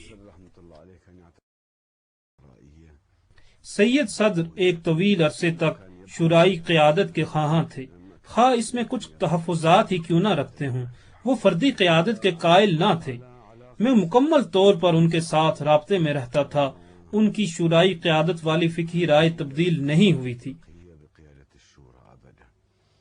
میں اس وقت عبدالصاحب دخیل کے بعد مسئولین میں شمار ہوتا تھا اور بہت سے مسائل میں شہید صدر کے پاس جاتا تھا۔ وہ تمام افراد کی رائے حاصل کرنے کی تاکید کیا کرتے تھے، یعنی وہ شورا کی پابندی کرتے تھے۔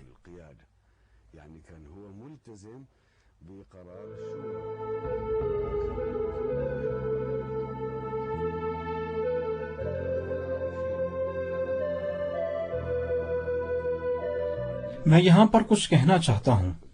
حزب الدعوہ کی کچھ شخصیات کی ذہنیت مجتہد کو نظر انداز کر کے انفرادی طور پر سیاسی امور کو چلانا چاہتی تھی۔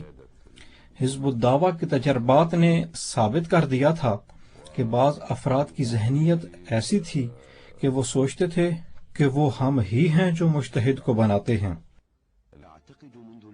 اگر باقر الصدر شروع ہی سے نظام سیاست میں ولایت فقیہ کے نظریے کو مرکزیت دے رہے تھے تو پھر حزب الدعوہ کے بعض اراکین اس نظریے کے مطابق عمل کیوں نہیں کرتے تھے؟ کیا شہید صدر نے اپنے نظریے کا کھل کر اس لیے اس وقت اظہار نہ کیا کیونکہ ان کی عمر کم تھی، یا پھر حزب الدعوہ میں موجود بہت سے اراکین اس نظریے سے موافقت نہیں رکھتے تھے؟ اس مرحلے میں سوالات کی تعداد جوابات سے کئی گنا زیادہ ہے، لیکن جو بات یقینی ہے وہ یہ ہے کہ سید باقر الصدر اسلامی قوتوں کو باہمی چپقلش سے بچانے میں کامیاب ہوئے، اور جیسے ہی سید آیت اللہ الحکیم نے ان سے حزب الدعوہ کو چھوڑنے کے لیے کہا، انہوں نے فوراً قبول کر لیا اور حزب الدعوہ جیسی نومولود اسلامی تحریک کو اندرونی اختلافات سے بچایا۔ وہ اکثر کہا کرتے تھے کہ حزب الدعوہ کا کام ایک پوری امت کا کام ہے۔ شہید باقر الصدر کی تمام تر توجہ حوزہ علمیہ نجف اور قم کی اس فکر کو توڑنا تھا جو اسلام کے سیاسی پہلو کی طاقت پر شک کیا کرتے تھے۔ انہوں نے بڑی خوبصورتی سے دوسروں کو ناراض کیے بغیر ان کی اس فکر کو غلط ثابت کیا جو کہتے تھے کہ اسلام صرف ایک عبادی دین ہے، حکومتی اور اجتماعی دین نہیں ہے۔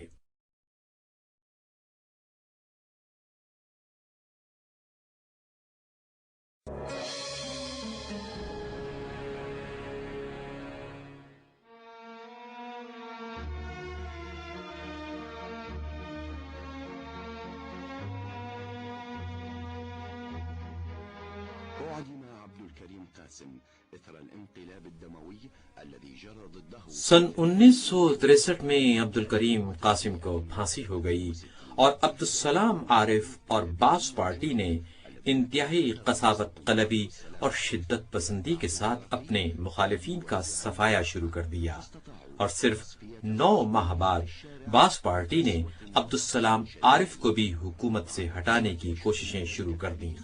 عبدالسلام عارف نے حوزہ نجف اور شیعہ عوام کی پناہ لینے کی کوششیں شروع کر دیں، جبکہ اس سے پہلے اس کا رویہ ناقابل برداشت تھا۔ عبدالسلام عارف نے حوزہ علمیہ نجف کی مرجعیت سے اپنے لیے تائید حاصل کرنے کی کوشش کی، مگر وہ کامیاب نہ ہوا۔ اسی دوران آیت اللہ محسن الحکیم کی مرجعیت دن بدن مقبول ہوتی گئی، اور اس میں سید باقر الصدر کا بھی بہت بڑا کردار تھا، باوجود اس کے کہ سید باقر صدر نہ ان کے شاگردوں میں سے تھے اور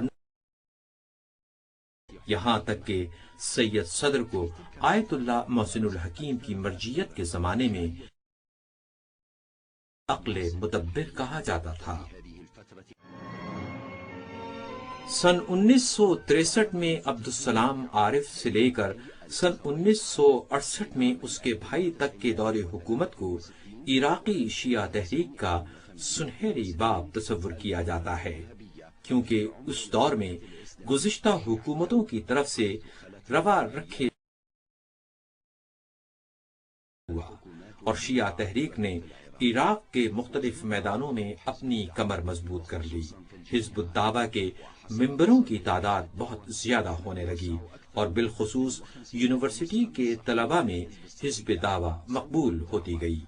یہاں تک کہا جاتا ہے کہ حزب الدعوہ کا خفیہ مجلہ صوت دعوہ کے 1500 کے قریب نسخے صرف یونیورسٹیوں کے نمائندہ اور چنیدہ افراد میں تقسیم کیے جاتے تھے۔ عاشورہ کے دن طلباء ماتمی دستے نکالا کرتے تھے اور اس طرح حزب الدعوہ کے ساتھ تجدید عہد کرتے تھے۔ حزب الدعوہ نے عراقی عوام میں دینداری اور مرجعیت کے ساتھ روابط کو فروغ دینے میں بہت بڑا کردار ادا کیا، اور اگر سید محسن الحکیم کی مرجعیت نہ ہوتی تو شاید حزب الدعوہ یہ سارے مثبت کام نہ کر سکتی۔ حزب الدعوہ لوگوں کے دلوں کو کبھی فتح نہ کر سکتی۔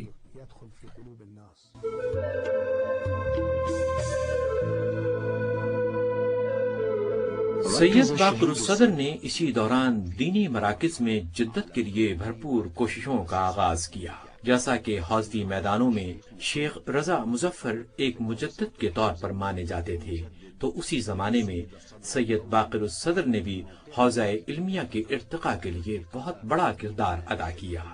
شہید صدر کہا کرتے تھے کہ حوزے کا موجودہ سسٹم دادا پر دادا کی زبان میں ہے، جس کے ذریعے ہم پوتوں اور پڑپوتوں کو پڑھا رہے ہیں۔ ہمیں چاہیے کہ ہم حوزے کو جدید خطوط پر ڈالیں۔ اسی وجہ سے آپ دیکھتے ہیں کہ انہوں نے اس موضوع پر کافی زیادہ کام کیا ہے۔ شہید باقر الصدر کی 2 کتابوں دروس فی العلم الاصول اور تفسیر قرآن کریم نے اسلوب تدریس کے 2 منفرد اور علیحدہ انداز پیش کیے، اور اسی انداز کو حوزہ علمیہ کے طلباء نے وسیع پیمانے پر اپنانا شروع کر دیا تھا۔ شہید صدر حوزوی طالب علم کو ایک ایسا فرد بنانا چاہتے تھے جو جدید تقاضوں کے مطابق خود کو تیار کرے۔ ان کا کہنا تھا کہ کسی بھی اجتماعی و انقلابی میدان میں داخل ہونے سے پہلے طالب علم کی اخلاقی اور فکری تربیت انتہائی ضروری ہے۔ یہی وجہ ہے کہ وہ حزب دعویٰ کے اراکین اور اپنے شاگردوں کے فکری اور روحانی پہلوؤں پر خاص توجہ دیا کرتے تھے۔ یہ دنیا در حقیقت ہارون الرشید ہے، جبکہ ہمارا دعویٰ ہے کہ ہم ہارون الرشید سے افضل انسان ہیں، اس سے زیادہ باعمل لوگ ہیں، ہارون الرشید سے زیادہ متقی اور پرہیزگار ہیں۔ تو کیا ہمیں بھی ہارون الرشید والی دنیا کی پیشکش کی گئی ہے اور ہم نے اسے ٹھکرا دیا ہے کہ ہم کہہ سکیں کہ ہم ہارون الرشید سے زیادہ بہتر ہیں؟ اے میرے فرزندو، اے بھائیو، اے محترم لوگو، اے فرزندان علی، کیا ہمیں ہارون الرشید کی دنیا کی پیشکش کی گئی ہے؟ امام موسیٰ بن جعفر کی قید و بند کی وجہ ہارون الرشید کی دنیا پرستی تھی۔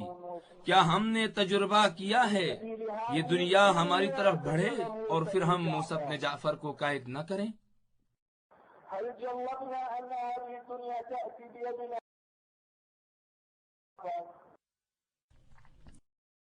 تک مجھے اس وقت کے اہم ترین لمحات یاد ہیں، وہ آپ رضوان اللہ تعالی علیہ کا وہ خطاب ہے جو امام حسین علیہ السلام کے بارے میں ارشاد فرمایا تھا اور معاویہ کے کوفہ میں داخل ہو کر ممبر رسول پر جا کر بیٹھنے سے متعلق تھا۔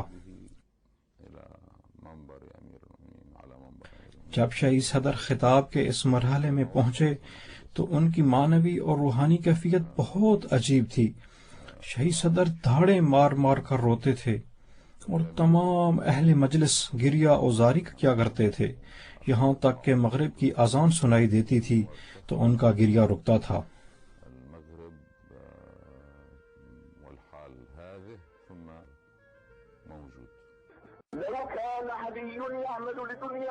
لقال والله إني أتعس إنسان لأني لم أحصل على شيء في مقابل عمر كله جهاد، كله تضحية، كله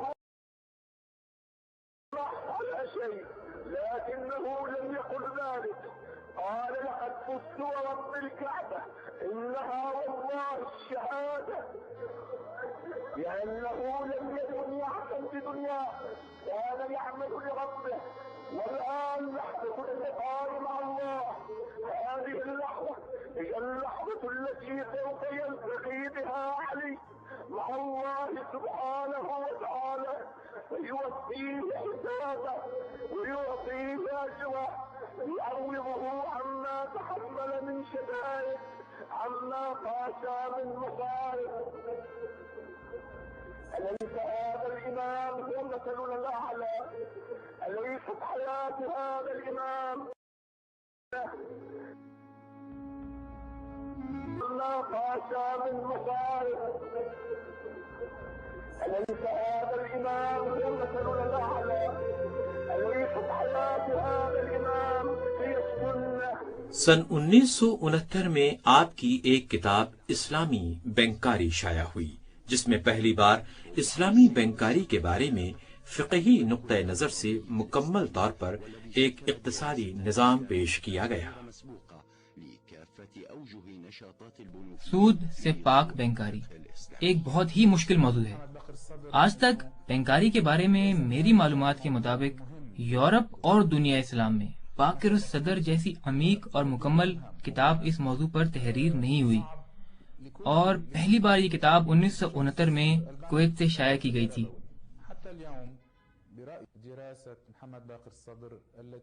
سن 1972 میں شہید صدر کی ایک اور کتاب منطق استقرائی کے قواعد کے نام سے شائع ہوئی، جس میں شہید صدر نے نظریہ معرفت کو جدید انداز میں پیش کرنے کی ایک کامیاب کوشش کی، اور یہ انداز فکر نظریہ معرفت میں مکتب ذاتی یا مکتب ذاتی کا نظریہ معرفت کے نام سے مشہور ہوا۔ اس مکتب فکر میں سید باقر الصدر نے منطق طبعی اور معرفت الہی کے بنیادی مشترکات پر سیر حاصل بحث کی ہے۔ اس کتاب کو تحریر کرنے میں شہید باقر الصدر کو 7 برس لگے۔ اس کتاب کی تعریف میں شہید باقر الصدر کے قریب ترین شاگردوں میں سے آیت اللہ سید حائری نے بھی مدد کی۔ اس کتاب میں شہید باقر الصدر نے نظریہ معرفت کے بارے میں یورپی جدید تحقیق و نظریات پر، خاص کر برٹرینڈ رسل کی کتاب کے بارے میں اپنی رائے کا اظہار کیا ہے۔ حوزہ نجف کو عبدالسلام عارف کے زمانے میں جو کسی حد تک آزادی حاصل تھی، وہ زیادہ دیر برقرار نہ رہی۔ سن 1960 کے عشرے کے خاتمے کے ساتھ ہی حوزہ علمیہ نجف اور خاص کر سید باقر الصدر کو اپنی زندگی کے سخت ترین حالات کا سامنا کرنا پڑا۔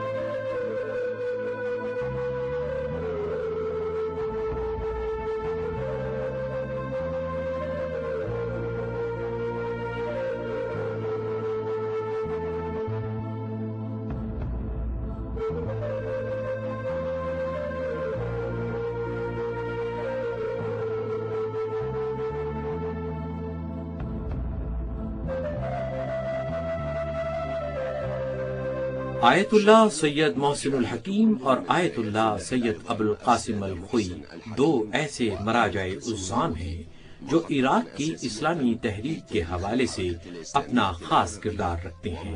بس یہ دونوں شخصیات کون ہیں اور شہید صدر کا ان کے ساتھ کیا رشتہ اور تعلق تھا؟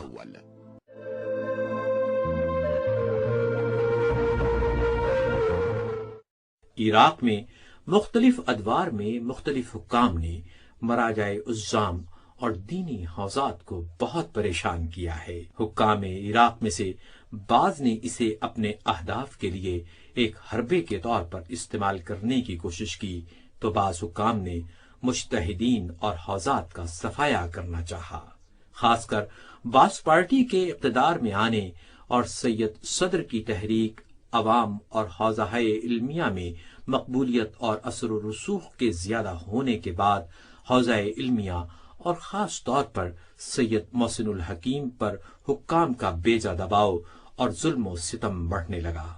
یہی سنگین صورتحال آیت اللہ الخوئی کے زمانے تک برقرار رہی۔ حکام کی طرف سے یہ ناروا سلوک 2 ایسے مراجع الزام پر روا رکھا گیا جو نظریاتی طور پر حکومت وقت کے ساتھ ٹکراؤ نہیں چاہتے تھے، اور حکومت کے ساتھ ان کی پالیسی جیو اور جینے دو کی تھی۔ ان کی حکومت سے عدم ٹکراؤ کی اس پالیسی نے عراقی عوامی تحریک پر بہت گہرا منفی اثر ڈالا، جبکہ اس کے باوجود حکومت وقت نے ان 2 مراجع الزام کے ساتھ جنگ چھیڑ رکھی تھی اور انتہائی ثقافت قلبی کے ساتھ ان کے ساتھ برتاؤ کیا جاتا تھا، یقین کے ساتھ کہ اس خاندان کے 60 سے زیادہ علماء کو شہید کیا گیا تھا۔ آج آل حکیم میں سے صرف عراق کی مجلس اعلی اسلامی کے سربراہ سید عبدالعزیز حکیم ہی باقی بچے ہیں۔ جبکہ آیت اللہ سید محمد باقر الحکیم ابھی چند برس بیشتر ہی شہید کیے گئے ہیں۔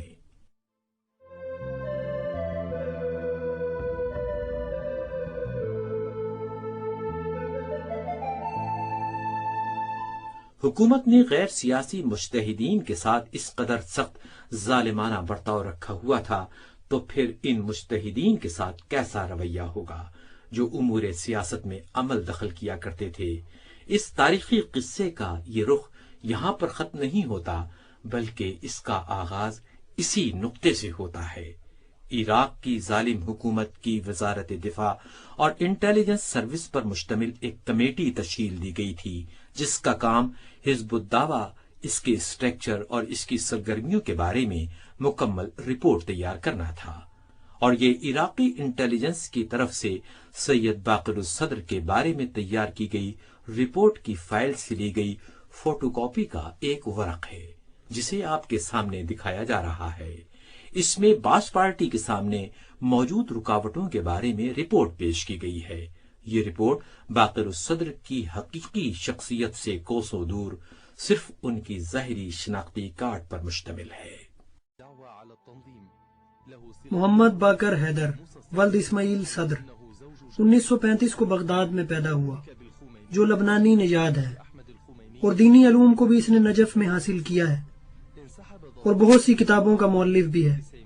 اس نے اپنی تنظیم کا نام حزب الدعوہ رکھا ہے، اور اس کا موسیٰ صدر سے بھی گہرا رشتہ ہے، کیونکہ وہ موسیٰ صدر کا بہنوئی ہے، اور اس کا رشتہ خمینی سے بھی بہت گہرا ہے، کیونکہ خمینی کا بیٹا مصطفیٰ اس کا ہمزلف ہے۔ ظاہری طور پر اس نے 1964 میں حزب الدعوہ سے علیحدگی اختیار کی ہوئی ہے، لیکن وہ خفیہ طور پر حزب الدعوہ کی قیادت کر رہا ہے۔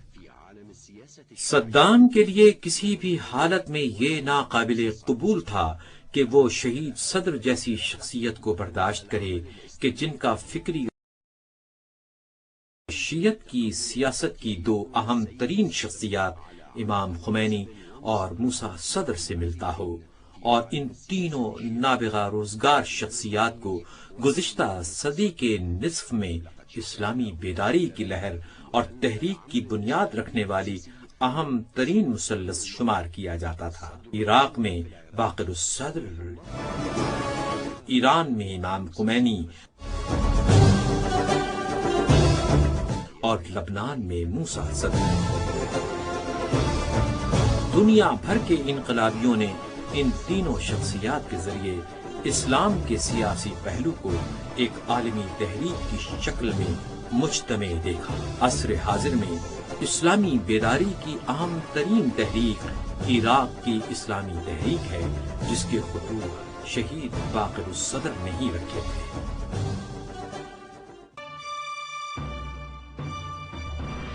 20ویں صدی میں باقر الصدر تمام مراجع عظام حتیٰ آیت اللہ محسن الحکیم اور آیت اللہ سید الخوئی سے زیادہ شہرت کے حامل نہ تھے۔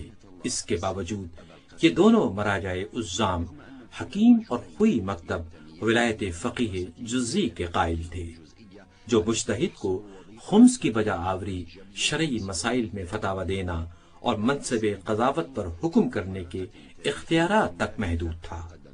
سید محسن الحکیم ایک تاریخی فرصت سے مکمل فائدہ اٹھاتے ہوئے سیاسی عمل دخل کے حوالے سے ایک منفرد اور نیا نمونہ پیش کرتے ہیں، جو در حقیقت روایتی مرجعیت کی فکر میں ایک انقلاب پیدا کرنا تھا، لیکن وہ بعض فقہی ضوابط میں محدود ہو کر رہ گئے، بلکہ ایسا ہی نظریہ آیت اللہ خوئی رکھتے تھے، جبکہ شہید صدر نے اس مقابلے میں سیاسی عمل دخل کو جاری و ساری۔ نجف اشرف میں دونوں مراجع عظام حکیم اور خوئی کی فقہی آراء، جو دراصل مجتہد کی فعالیت کے دائرے کو محدود کرتی تھیں، برقرار رہیں اور اس میں کوئی گنجائش پیدا نہ ہو سکی۔ اس نظریے کی تفسیر ہمیں نجف اشرف کے بزرگوں کا سیاسی امور اور حکومت وقت سے ٹکراؤ کرنے والی تحریک کی مخالفت میں مل جاتا ہے، جبکہ امور سیاست میں عمل دخل کی اور انقلاب اسلامی کی شکل میں نظر آتا ہے، اور ہم یہ بھی دیکھتے ہیں کہ اس انقلاب سے صرف چند کلومیٹر دور سیاست میں عدم مداخلت کا نظریہ اسی طرح برقرار نظر آ رہا ہے۔ باقر الصدر نے جب حوزہ علمیہ کو اسلامی حکومت کی تشکیل کے لیے بیدار کرنے کی کوشش کی تو عراق کے جوانوں نے اس کوشش کا بڑے وسیع پیمانے پر استقبال کیا، لیکن حوزہ علمیہ نے اس سلسلے میں خاموشی اختیار کی، جس کی وجہ سے سید صدر کی کوششیں ناکام ہوئیں، یہاں تک کہ انہیں اس سلسلے میں اپنی جان سے بھی ہاتھ دھونا پڑا۔ نجف کی سیاسی تاریخ میں آیت اللہ محسن الحکیم کی شخصیت ایک نمایاں کردار رکھتی ہے، یہاں تک کہ بعض حضرات نے نجف کی سیاسی تاریخ کے نقطۂ آغاز کو باقر الصدر سے پہلے سید محسن الحکیم کو جانا ہے۔ وہ ایک ایسی مہربان گود کی حیثیت رکھتے تھے جس نے حزب الدعوہ اور سید باقر الصدر کو پناہ دے رکھی تھی اور اپنی معنوی سرپرستی اور دست شفقت کو اسلامی تحریک عراق کے سر پر رکھا ہوا تھا۔ اگر سید حکیم کی مرجعیت کی حمایت نہ ہوتی تو تحریک میں اس قدر بیداری پیدا نہیں ہو سکتی تھی۔ اس کے باوجود نقطۂ افتراق بھی یہیں سے شروع ہوتا ہے۔ سید محسن الحکیم فقہی طور پر سیاسی امور میں مداخلت کا نظریہ نہیں رکھتے تھے۔ اس بات کی وضاحت اس وقت اچھی طرح ہو جاتی ہے جب ہم سید مرتضی عسکری کی طرف سے ان کے سامنے اس مسئلے پر کیے گئے سوال کا جواب سنتے ہیں۔ ان کے جواب سے یہ واضح ہوتا ہے کہ وہ اسلام کے سیاسی پہلو کے بارے میں کوئی واضح نظریہ نہیں رکھتے تھے، اور یقین کے ساتھ کہا جا سکتا ہے کہ وہ عصر غیبت میں حکومت اسلامی کے قیام کو واجب نہیں سمجھتے تھے، اور اسی طرح نماز جمعہ کو عصر غیبت امام میں درست نہیں سمجھتے تھے، اور نہ ہی جہاد ابتدائی کے بارے میں وہ مثبت نظریہ رکھتے تھے۔ ان تمام فقہی نظریات کے باوجود انہوں نے عملی طور پر عراق کی سیاسی تحریک میں ایک بہت فعال کردار ادا کیا ہے۔ سید محسن الحکیم کی سرپرستی اور سید باقر الصدر کی قیادت میں اٹھنے والی اسلامی تحریک نے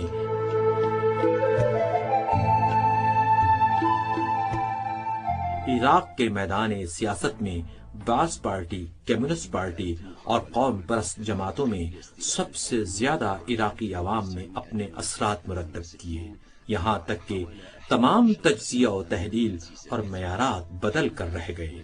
باس پارٹی نے 11 سال بعد یعنی سن 1963 سے اقتدار کے حصول کی کوششوں کا آغاز کیا ہوا تھا۔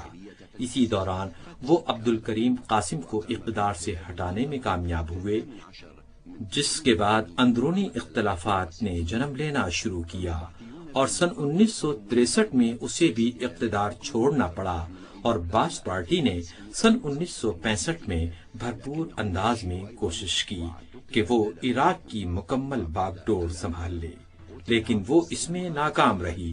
بہت ساروں کو جیل جانا پڑا اور بہت سے دیگر افراد کو پھانسی کے گھاٹ چڑھنا پڑا۔ 1 سال بعد ہی عبدالسلام عارف ایک جہاز کے حادثے میں مارا گیا، جس کے بعد اس کے بھائی عبد الرحمان عارف کو عراقی صدر کے طور پر چنا گیا، جو اقتدار اور حکومتی امور کو چلانے میں کمزور ثابت ہوا۔ اس موقع کو باس پارٹی نے غنیمت جانا اور دن بدن باس پارٹی کی کوششیں بڑھتی چلی گئیں۔ اس مرحلے میں عراق کی اسلامی تحریک کے سامنے کئی قسم کے سوالات پیش تھے، اور یہ ایک ایسا سنہری موقع تھا جسے اسلامی تحریک عراق نے گنوا دیا۔ عبدالسلام عارف کے دور میں اسلامی طاقتیں اگر اقتدار کے حصول کی کوششیں کرتیں تو انتہائی آسانی سے اقتدار کو حاصل کر سکتی تھیں، لیکن ایسا نہ ہو سکا۔ اس کی کیا وجہ ہو سکتی ہے؟ اصل وجہ آیت اللہ سید محسن الحکیم کے اجتماعی اور سیاسی مسائل کے بارے میں فقہی نظریات تھے، جو اس سلسلے میں انسانی جانوں کے ضیاع کی شرعی حیثیت پر اشکال کرتے تھے۔ اس زمانے میں آیت اللہ محسن الحکیم کے فرزند سید مہدی الحکیم کے کردار کو بھی نظر انداز نہیں کیا جا سکتا، جنہوں نے اسلامی قوتوں کی کامیابی کے لیے بیرونی طاقتوں سے مدد لینے کی کوشش کی۔ اور اس سلسلے میں سید باقر الصدر کی اور حزب الدعوہ کی رائے کے بارے میں بھی کافی بحث و جدل پائی جاتی تھی۔ سید مہدی الحکیم کا شمار پائے کے سیاستدانوں میں ہوتا تھا۔ وہ تمام حزبی افراد سے منفرد تھے۔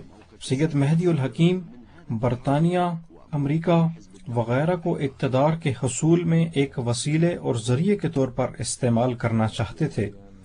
وہ کہتے تھے، محترم، میں اس سلسلے میں کوشش کروں گا، اگر کامیابی ہوئی تو آپ حضرات آئیں اور سنبھال لیں، اگر ناکام ہوا تو صرف میری ذات ہوگی جو ناکام ہوگی۔ اس کے مقابلے میں شہید باقر الصدر کی پالیسی بھی عراقی نظام سیاست کو بدلنا تھا، لیکن صرف اور صرف عراقی اور سید باقر الصدر اور حزب الدعوہ سید مہدی الحکیم سے اس سلسلے میں تعاون کے لیے موافق نہ تھے، جس کی وجہ سے ان کی ہر اس تحریک کی حمایت تھی جو عراقی نظام کی مخالفت تھی۔ اور دوسری بات، حزب الدعوہ کا خیال تھا کہ وہ اس وقت صرف عوامی شعور اور بیداری کے مرحلے میں ہیں، نہ کہ انقلاب کے مرحلے میں۔ حزب الدعوہ مرحلہ وار عمل کرنا چاہتی تھی۔ ہم نے اس وقت اپنے لیے کچھ اصولوں کا تعین کیا تھا، اس آیت مجیدہ کی روشنی میں کہ جب تک قومیں خود اپنے اندر تغیر و تبدیلی ایجاد نہ کریں، اللہ تعالیٰ بھی کوئی تبدیلی ایجاد نہیں کرتا۔ ہم پوری دنیا میں تبدیلی چاہتے تھے، بس ہمیں پہلے خود میں تبدیلی لانا ضروری تھا۔ ایک ایسی صورتحال کو غنیمت جانا اور سن 1968 میں صدام صدارتی محل میں ٹینکوں کے ذریعے قبضہ کر لیتا ہے۔ یہاں سے تاریخ عراق بے گناہوں کے خون ناحق سے رنگین ہوتی نظر آتی ہے۔ باس پارٹی کو عراق میں اسلامی بیداری کی لہر شروع ہی سے کھٹک رہی تھی، لیکن سن 1968 میں جس وقت باس پارٹی اپنے سیاسی مخالفین کا صفایا کر رہی تھی، تو اس وقت بھی حزب الدعوہ کو انہوں نے اپنے لیے ایک بڑا خطرہ سمجھا ہوا تھا۔ انہوں نے پہلے کمیونسٹوں کا صفایا کیا، پھر کردوں کا، اس کے بعد عراقی آرمی میں بعض مخالف عناصر کو ہٹانا شروع کر دیا۔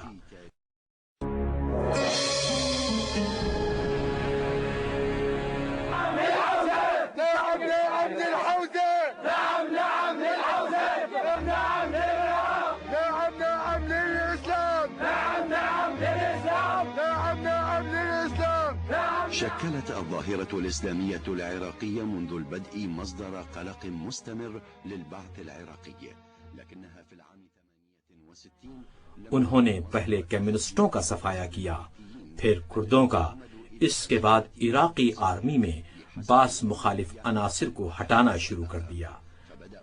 لیکن باس پارٹی نے دینی مراکز اور اس وقت کے شیعہ حوزات اور